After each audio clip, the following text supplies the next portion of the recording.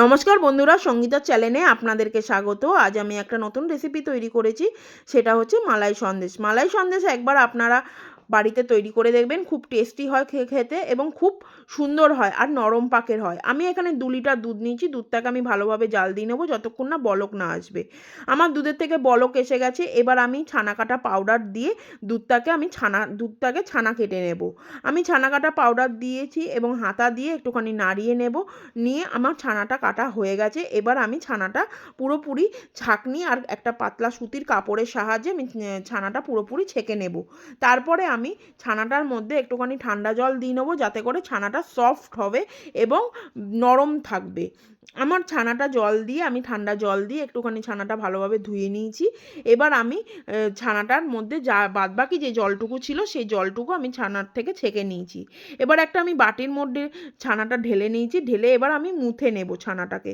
যতক্ষণ না বাটি থেকে না উঠে আসবে ততক্ষণ আমার মুথে নিতে হবে এবং হাতের তালুর সাহায্যে ভালোভাবে মুথে নেবেন, যাতে করে ছানাটা একদম নরম হবে। আর আঙুল দিয়ে একটু ছানাটা দেখবেন যে যাতে করে কোনো বাবেলস আছে কিনা এবং একটু নরম হয়েছে কিনা। তো আমার ছানাটা নরম হয়ে গেছে। এবার আমি এখানে একটা কড়াইয়ের মধ্যে একটুখানি দুধ দিয়েছি। দুধটাকে ভালোভাবে যতক্ষণ না বলক না আসবে ততক্ষণ আমি নাড়তে থাকবো। তো দুধের থেকে আমার বলক এসে গেছে। এবার আমি একটা গুঁড়ো দুধের প্যাকেট ওর মধ্যে দিয়ে দেবো। দিয়ে আবারও আমি ওই দুধটার সাথে একটুখানি মিশিয়ে নেব ভালোভাবে, যতক্ষণ না বলক না আসবে। তারপরে আমি একটা ব্যাটার তৈরি করে রেখেছিলাম। গুঁড়ো দুধ আর চিনি দিয়ে একটা ব্যাটার তৈরি করে রেখেছিলাম, সেই ব্যাটারটা ওর মধ্যে আমি দিয়ে দিয়েছি। দিয়ে আবারও আমি একটুখানি ভালোভাবে নাড়াচাড়া করে নিয়েছি যতক্ষণ না আমার বলক এসে গেছে। এবার আমি একটুখানি চিনি দিয়ে নেবো। চিনিটা আপনারা আপনাদের পছন্দ মতন দেবেন। আমি এখানে অল্প মিষ্টি জন্য দিয়েছি, হালকা মিষ্টি হবে তার জন্য দিয়েছি। দিয়ে আমি এবার ভালোভাবে নাড়াচাড়া করে নিয়েছি। এবার আমি এখানে ছানাটা দিয়ে দেবো এর মধ্যে। দিয়ে এবার হাতার সাহায্যে আমি ছানাগুলো আস্তে আস্তে করে ভেঙে নেব।